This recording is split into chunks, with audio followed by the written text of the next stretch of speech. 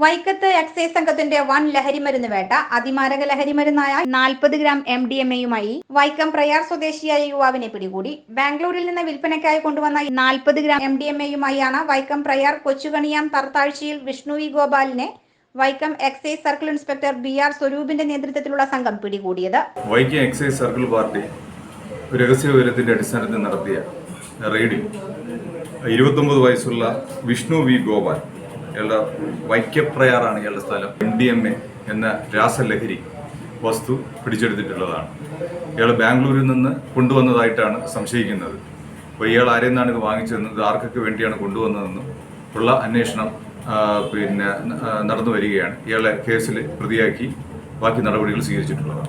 ബാംഗ്ലൂരിൽ നിന്ന് എറണാകുളത്തെത്തി KSRTC ബസ്സിൽ വല്ലകത്ത് ഇറങ്ങി സുഹൃത്തിന്റെ വീട്ടിലേക്ക് പോകുന്നുണ്ടെന്ന രഹസ്യ വിവരം ലഭിച്ചതിനെ തുടർന്നാണ് പിടികൂടിയത്.